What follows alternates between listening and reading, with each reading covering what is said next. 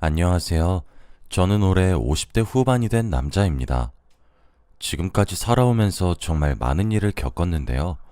지금이 제가 되기 위해서 이렇게 많은 고난과 역경이 저에게 온 것 같습니다. 저는 살아오면서 부자의 삶도 살아봤고 거지의 삶도 살아봤어요. 이렇게 극과 극의 두 삶을 살아보면서 정말 많은 것을 깨달았습니다. 저만큼 인생의 굴곡이 심한 사람은 아마 없을 거라고 장담합니다. 다들 저의 이야기를 듣고 힘을 내셨으면 좋겠어요. 저는 어린 나이부터 사업가가 꿈이었습니다. 그래서 주위에서 그렇게 말렸는데도 불구하고 고집을 피워서 사업을 했어요. 제가 사업을 시작할 수 있었던 이유는 저의 의지도 있지만 부모님의 응원도 있었습니다. 제일 친한 친구들까지도 그냥 평범하게 취업하고 평범하게 여자 만나서 평범하게 결혼하라며 사업 준비하는 걸 그만두라고 말리기 일쑤였어요. 그런데 저희 부모님은 달랐습니다. 제가 사업을 하든 취직을 하든 저 하고 싶은 거 하라고 하셨어요. 나중에 후회하지 말고 말이죠. 그리고 그 일에 대한 책임도 오롯이 제가 다 져야 한다고 가르쳤습니다. 어릴 때부터 그렇게 배워왔기 때문에 저는 사업을 하겠다고 더 굳게 다짐할 수 있게 되었죠. 당연히 20대 중반까지 친구들보다 훨씬 뒤떨어졌습니다. 다들 좋은 회사에 취직도 하고 나름의 성공적인 인생을 살았지만 저는 매일 밤마다 사업 준비로 머리가 아팠으니 말이죠. 그런데도 저는 행복했습니다. 하고 싶은 일에 몰두하는 게 이렇게 재밌는지 몰랐거든요. 그렇게 저는 20대 인생을 전부 제 사업에 바치고 사업을 시작했습니다. 당연히 힘들었고 처음엔 많이 포기하고 싶었어요. 그치만 이악물고 했습니다. 밤잠 줄여가면서 하루 종일 사업 생각으로 머리가 아파오고 발품을 팔아가면서 투자자들이랑 미팅도 하다 보니 제 일상이 없어졌어요. 그런데도 시간이 지날수록 제 아이템이 입소문이 나서 투자를 하고 싶다는 사람들이 나오니 그런 거 다 필요 없었습니다. 제 인생이 곧 사업이었으니까요. 저는 점점 사업을 확장시켜 나갔고 결국 30대 후반에는 직원들도 많이 있는 어엿한 회사 대표가 되었죠. 정말 바닥부터 차근차근히 올라온 거였어요. 그만큼 이 자리가 너무 값지고 소중했습니다. 사업이 커갈수록 확실히 경제적으로 부유해지고 여유로워지긴 하더라고요. 그런데 저는 그런 것보다는 제 아이템이 널리 퍼지고 인정받는 게 더 좋았습니다. 제 사업이 커지니 친구들도 하나둘씩 저를 인정해 주었고 저는 그토록 바랬던 성공적인 사업가가 되었습니다.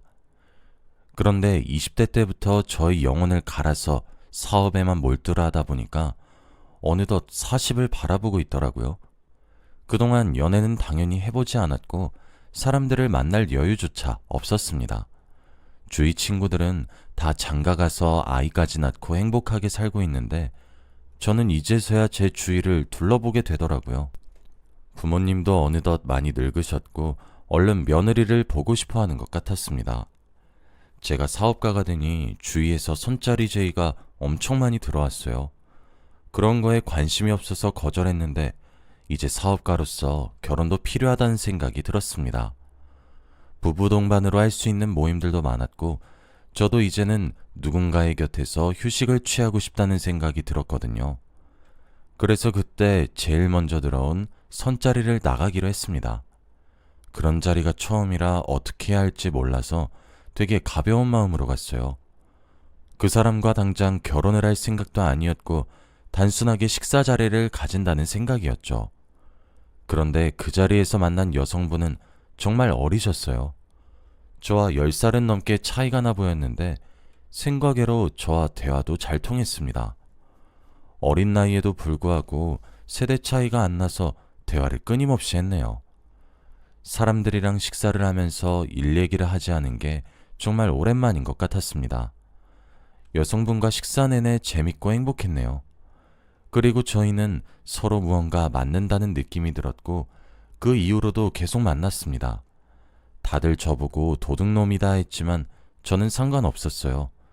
저를 사랑해주는 여자가 있고 행복하니 그걸로 됐거든요. 제가 연애를 안 해봐서 밀당이라는 건 전혀 못했습니다. 그저 제가 하고 싶은 거 다 해줬어요. 백화점에 갔는데 예뻐 보이는 가방이 있으면 그녀에게 사주었고, 지나가다가 우연히 예쁘다고 말한 신발이나 옷이 있으면 그걸 기억해두고 몰래 서프라이즈로 사주고 그랬답니다. 제가 해줄 수 있는 건 최대한 다 해주고 싶었어요. 그렇게 저는 사랑을 표현했고 저희의 관계도 많이 발전되었답니다. 그녀와 만난 지 오래되었을 때 그녀가 제게 그러더라고요. 결혼하자고 말입니다. 저는 그 말을 듣고 심장이 미친 듯이 뛰었어요. 그녀가 먼저 저에게 결혼하자고 말해준 것이 저는 너무 기뻤거든요. 당연히 고민할 틈도 없이 결혼을 하자고 했고 저희는 속전속결로 결혼식을 올렸습니다. 주위에서 뭐가 이렇게 급했냐고, 혹시 속도 위반했냐고 장난식으로 물어봤지만 저희는 그런 것도 아니었고 단순히 서로 너무 좋아서 빨리 결혼했다고 대답했어요. 그만큼 저희는 서로밖에 모르는 사람들이었습니다. 그리고 결혼하고 나서 아내를 고생시키지 않게 하기 위해 아내가 하고 싶은 거 다 하게 냅뒀어요. 아내가 다니고 있던 직장도 그만두고 한도 없는 신용카드를 쥐어준 뒤 마음대로 살라고 했죠. 당연히 아내는 제가 준 카드로 매일 백화점에 가서 몇백 몇천만 원씩 일시불로 긁었습니다. 저에게 결제 내역이 문자로 오긴 하지만 괜찮았어요. 아내가 이렇게 돈을 쓰면서 스트레스도 풀고 기분이 좋아지면 저는 그걸로 만족했거든요. 아내는 아직 어린 나이였기 때문에 친구들과 여행도 자주 갔고 술도 많이 먹었습니다. 저는 그런 것도 다 이해했어요. 매일 술 먹고 취해서 늦게 들어와도 괜찮았고 여행 가서 연락이 잘 되지 않아도 이해하려고 했습니다. 아내를 사랑했으니 말이죠. 평생 제 옆에 있어주기만 하면 된다고 생각했습니다. 그런데 제가 이렇게 사랑한 여자가 저를 떠날 수도 있다는 생각이 들었을 때가 있었어요. 바로 아내가 암에 걸리게 되었습니다. 아내가 나이가 어려서 건강검진을 아직 해본 적이 없었는데 제가 건강검진하러 가면서 아내와 같이 간 적이 있어요. 그런데 그 결과에서 암이라는 진단이 나왔습니다. 그 순간 뒤통수를 한 대 맞은 기분이었어요. 아내가 제 곁을 떠날 수도 있다는 생각이 들었습니다. 아내는 검사 결과지를 들고 펑펑 울었어요. 자신이 죽으면 어떡하냐며 자기 버리지 말라며 오열을 했죠. 저는 그런 아내를 떠날 생각이 전혀 없었고 오히려 옆에서 많이 도와줘야겠다는 생각밖에 없었습니다. 다행히도 아내가 암 초기여서 약물로 치료할 수 있었고 술을 줄이고 식단만 제대로 지킨다면 완치할 수 있었어요. 그래서 제가 옆에서 정말 많이 도와주었습니다. 병원에 갈 때마다 늘 같이 가주고 아내보다 제가 더 아내의 식사 식단, 약 먹는 시간 등을 잘 체크해서 일일이 다 말해주었죠. 그만큼 아내가 건강했으면 좋겠다는 생각을 가지고 있었습니다. 저와 아내가 함께 노력해서 아내는 암을 치유할 수 있었어요. 다행히도 정말 초기에 암을 발견해서 거의 1년 만에 완치할 수 있었죠. 그리고 이제 다시 예전처럼 아내와 행복하게 결혼 생활을 할 줄 알았습니다.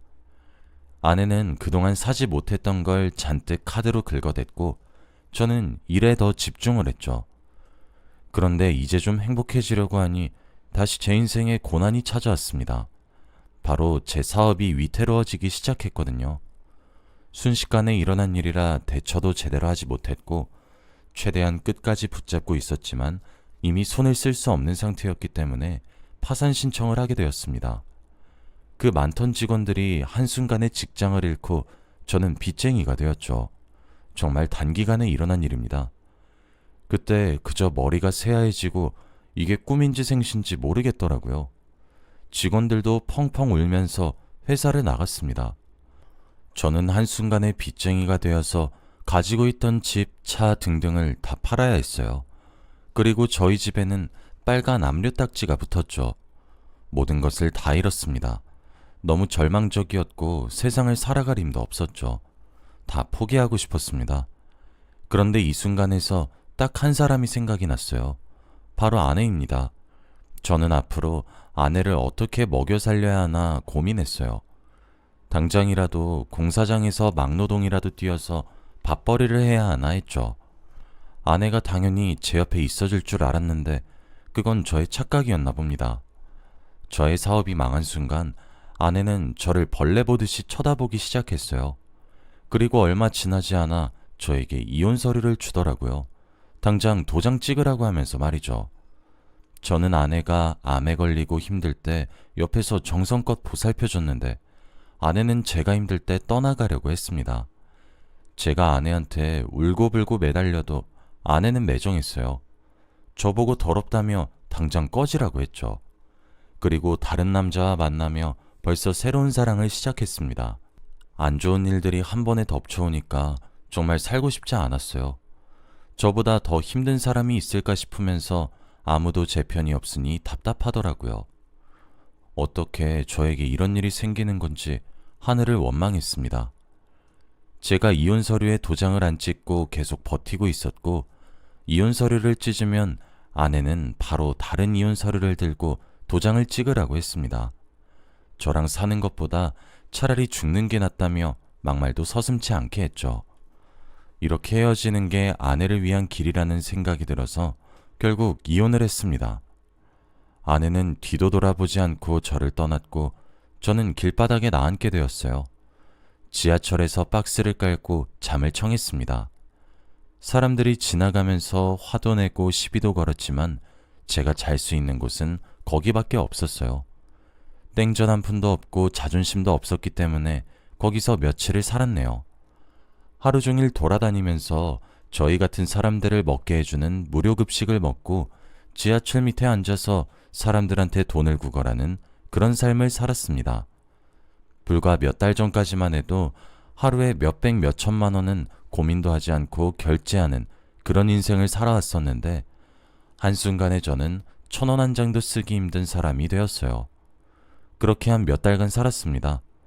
배고픈 건 일상이 되었고 술 먹은 사람들한테 시비당하는 것도 그저 아무렇지 않게 되었죠. 오히려 그 사람들한테 한 대 맞고 합의금으로 돈을 받는 게 더 이득이라고 생각할 정도로 저는 예전과 많이 바뀌었고 어떻게 살아가야 할지 아무런 계획이 없었습니다. 그런데 우연히 길을 걷다가 익숙한 사람을 만나게 되었어요. 저는 그때 완전히 거지꼴이었습니다. 며칠 제대로 씻지도 못해서 냄새도 많이 났고 떡진 머리에다가 면도도 못해서 수염이 덥수룩했죠. 그런데 이 상황에서 전 와이프를 만나게 되었습니다. 그녀는 멀리서만 봐도 알아볼 수 있었어요.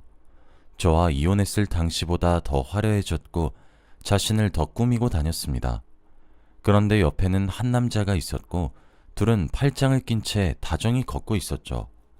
저는 멀리서 그녀를 보고 발걸음을 멈추고 멍하니 보고 있었는데 저쪽으로 다가오던 그녀는 저와 눈이 마주쳤습니다. 저를 오랜만에 봐서 놀란 것과 동시에 제가 이렇게 거짓 차림으로 있으니 많이 당황스러워 하더라고요. 그런데 저는 저도 모르게 인사를 하려고 팔을 들었는데 그때 옆에 있던 멋진 남자가 저를 보고 손가락질을 했어요. 저런 거지 새끼들은 내 눈에 안 띄면 좋겠어. 자기도 그렇지? 이런 말을 하며 제 앞을 지나가려고 했고 전 와이프는 그 말에 그러니까 말이야 라며 제 앞을 쌩 하고 지나갔습니다. 저보다 나이는 한참이나 어려 보이는 젊은 남자가 대놓고 삿대질을 하며 저한테 거지 새끼라고 하는데 그 순간 정신이 차려지는 기분이 들었어요. 제가 지금 여기서 뭘 하고 있는지 현실을 자각하게 되더라고요. 그리고 전 와이프 앞에서 이런 꼴을 보이고 있으니 자존감도 미친 듯이 바닥을 쳤습니다. 저는 그 순간 제 남은 인생을 다시 시작하기로 결심했어요. 이를 악물고 그들 앞에서 당당히 저를 내세울 수 있도록 말이죠. 저는 사업을 다시 시작하기로 했습니다. 처음 했을 때보다 더 열심히 했어요. 주위 친구들에게 사정사정해서 겨우 사업 자금을 마련했고 사업했을 때 알고 지냈던 사람들의 도움을 받아서 새로운 일을 시작했어요. 다행히도 한번 해봤던 경험이 있으니 아주 조금은 수월했습니다. 하지만 초심은 잃지 않겠다는 생각으로 이를 악물고 했죠. 그런데 제가 이렇게 사업에만 열중을 하는데 한 여자를 만나게 되었습니다.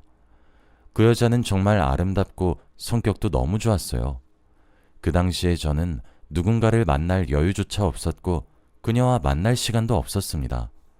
하지만 그녀는 스스로 제가 있는 곳까지 와서 저와 함께 있고 싶어 했고, 돈이 없어서 아무것도 해주지 못했던 저에게 자신이 돈을 더 내서라도 저와 함께 있어줬어요. 제가 그녀에게 얻어먹은 것도 많고 좋아한다고 표현도 잘 못했습니다. 그런데도 그녀는 제 옆에서 제가 힘들 때마다 위로도 해주고 조언도 해주었죠. 그녀가 제 옆에 있어주는 것만으로도 저한테는 힘이 되고 큰 위안이었습니다. 제가 돈이 많은 것도 아니고 멋지지도 않은데도 저를 좋아해주는 게 너무 고마웠죠. 그녀의 도움과 주위 사람들의 협조 덕분에 저는 사업을 다시 일으킬 수 있었습니다. 정말 꿈만 같은 인생인 것 같아요. 다시 예전과 같은 실수를 하지 않기 위해 엄청나게 체계적으로 다시 시작했습니다. 예전에 제가 사업을 했던 경험이 있으니 다른 투자자들도 저를 믿고 다시 투자를 했고 단기간에 금방 성공적인 사업가 자리로 갈 수 있었던 것 같네요. 사업이 안정기에 들어가자마자 바로 그녀에게 청혼을 했어요. 힘들 때 제 옆에서 저를 위해주고 저를 믿고 끝까지 기다려준 게 너무 고맙다고 말이죠. 그리고 평생 함께하고 싶다고 저의 진심을 말했습니다. 그녀는 저의 청혼을 받고 눈물을 흘렸고 저희는 정식적인 부부가 되었습니다. 아내한테 해주고 싶은 거 다 해주고 싶어서 예쁜 명품 가방과 신발, 옷 등을 많이 사주었어요. 가지고 싶다고 말하지 않아도 마음에 들어 할 것 같은 걸로 제가 선택해서 자주 선물을 했죠. 그리고 한도 없는 카드를 쥐어주면서 사고 싶은 거 마음대로 사라고 하였습니다. 그런데 아내는 전 와이프와 전혀 달랐어요. 오히려 저에게 진지하게 선물을 주지 않아도 된다고 말했거든요. 제가 선물을 사주는 건 고맙지만 자기는 필요가 없다고 했습니다. 그리고 무엇보다 제가 제일 놀란 건 카드를 쥐어줘도 아내는 쓰지를 않았어요. 해봤자 동네 분식점에서 떡볶이를 시켜 먹는 정도랄까요? 그만큼 사치가 없었고 검소한 사람이었습니다. 아내와 결혼하면서 정말 사랑이라는 게 뭔지 다시 배웠어요. 제가 아무리 사랑한다고 해서 비싼 명품백을 선물로 주는 게 아니라 많이 표현하는 것이 진정한 사랑이라고 배웠습니다. 이걸 나이 50이 넘어서야 알았네요. 아내한테 저는 정말 많이 배웠고 이 여자와 만나기 위해서 지금까지 저에게 이런 고난이 있었나 싶습니다. 아내를 보면서 저도 같이 검소해졌고 돈을 흥청망청 쓰지 않게 되었어요. 결혼을 정말 잘했다는 생각이 들었고 너무 행복했습니다. 그런데 얼마 전 와이프가 저를 찾아왔어요. 아주 불쌍한 표정을 하고 저에게 다시 합치자고 했습니다. 저희 회사로 찾아와서 많은 사람들 앞에서 울고 불며 저에게 매달렸죠. 저는 그 여자의 속셈이 뭔지 다 알기 때문에 너무 역겨웠습니다. 그리고 경비를 불러 그 여자를 쫓아냈어요. 그 여자는 쫓겨나면서도 내가 다 잘못했어. 내가 다 미안해. 라며 계속 재결합을 하자는 말만 반복하더군요. 그리고 저는 그 여자 앞에서 보란 듯이 제 와이프를 보여줬습니다. 여자가 봐도 제 와이프는 정말 아름답고 예뻐요. 그때 전 와이프의 표정을 보고 속으로 얼마나 비웃었는지 모릅니다. 사람 힘들 때 가차없이 떠나놓고 다시 예전처럼 돌아오니 저한테 매달리는 건 너무 속이 보이는 거 아닌가요? 그 여자와 만났던 그 시간들이 너무 아깝고 상상도 하기 싫습니다. 지금 제 옆에 있는 아내 생각만 해도 부족할 정도거든요. 저는 새로운 사업가가 되기까지 몇 년이란 시간이 흘렀어요. 그동안 나이도 많이 먹었고 인생이 참 다사다난했던 것 같네요. 저희 부부는 주말이 되면 근처 동네로 소풍을 가거나 해요. 그리고 장날이 되면 시장에 가서 떡볶이도 먹으면서 도란도란 이야기도 나눕니다. 이렇게 소소한 일상이 얼마나 행복한지 몰라요. 앞으로 저는 아내와 평생 함께하고 싶습니다. 이렇게 여러분들 앞에서 저의 인생 이야기를 하다 보니 그동안의 기억이 머릿속에서 주마등처럼 지나가네요. 정말 제 인생보다 더 힘들게 산 사람이 있을까요? 그래도 제가 겪었던 일들 덕분에 저는 새로 태어난 느낌이고 이렇게 제 옆에는 사랑하는 아내도 있는 것 같습니다. 다 이렇게 되려고 저를 힘들게 했나 보네요. 여러분들은 저 같은 일 절대 겪지 않길 바랄게요. 배우자 꼭 잘 만나시고 상처 없는 인생을 사세요. 다들 저의 이야기를 들어주셔서 감사합니다.